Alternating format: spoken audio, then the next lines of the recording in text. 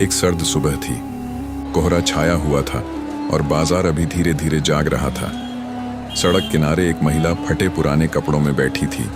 उसके पास एक थैला था जिसमें कुछ किताबें और एक पुरानी डायरी थी। वह महिला लोगों से बात कर रही थी, किसी से रास्ता पूछती, किसी से समय, लेकिन किसी ने उसकी तरफ ध्यान नहीं दिया। किसी ने उसे भिखारन समझा तो किसी ने पागल। मगर किसी को क्या पता था, यही महिला असल में उस जिले की नई तैनात एसडीएम प्रज्ञा सिंह है। वह बिना किसी सूचना के अपनी असल पहचान छुपाकर समाज की हकीकत समझने के लिए खुद मैदान में उतरी थी। इसी दौरान वहां थाने की जीप से 2 पुलिस वाले आते हैं, इंस्पेक्टर दिनेश यादव और हेड कांस्टेबल मिश्रा।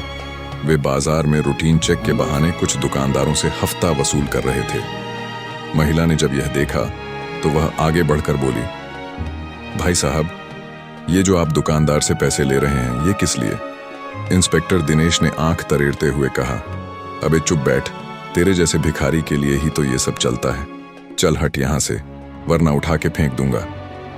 महिला ने शांति से कहा, आप जो कर रहे हैं वो गलत है, मैं रिकॉर्ड कर रही हूं। इंस्पेक्टर गुस्से में आ गया, अबे तेरी इतनी हिम्मत, थाने में चल, तुझे बताता हूं कानून क्या होता है। वह महिला चुपचाप खड़ी रही। तभी उसने अपने बैग से एक कागज निकाला, मोबाइल निकाला और हेड कांस्टेबल को दिखाते हुए बोली, यह मेरी नियुक्ति पत्र है। मैं इसी जिले की नई एसडीएम हूं, प्रज्ञा सिंह, और जो रिकॉर्डिंग मैंने की है वो सीधे सचिवालय भेजी जाएगी। इतना सुनते ही वहां सन्नाटा छा गया।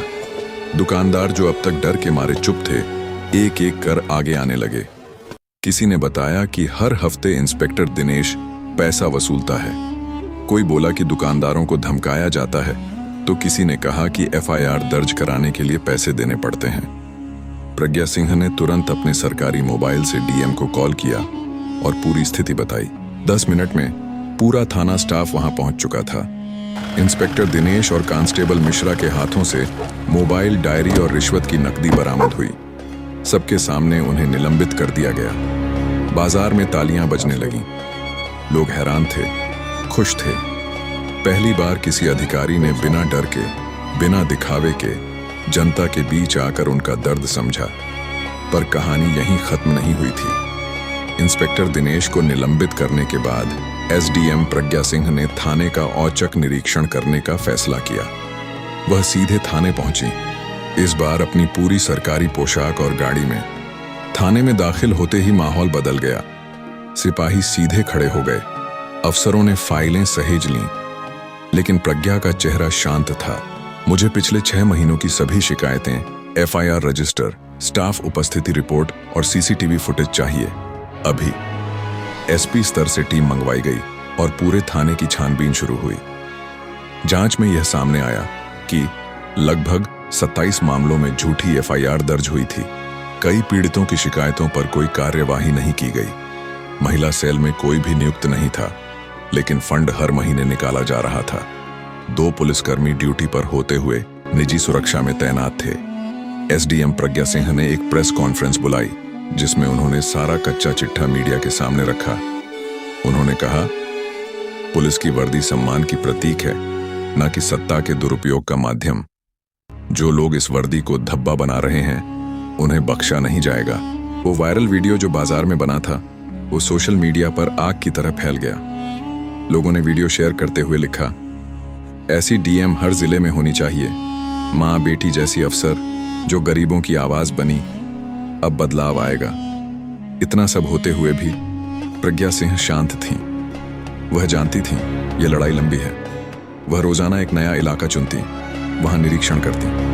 कभी नगर निगम दफ्तर, कभी राशन डिपो, कभी स्कूल, और हर जगह वही हाल, भ्रष्टाचार, लापरवाही, लूट। मगर जनता अब जाग चुकी थी। वे डरते नहीं थे। हर जगह लोग एसडीएम मैडम से मिलने को आतुर रहते। अंत में शासन स्तर पर एक विशेष समिति गठित की गई। डीएम और प्रज्ञा सिंह के नेतृत्व में पूरा थाना स्टाफ बदला गया। भ्रष्ट अफसरों पर चार्जशीट दायर हुई और कुछ को जेल भेजा गया।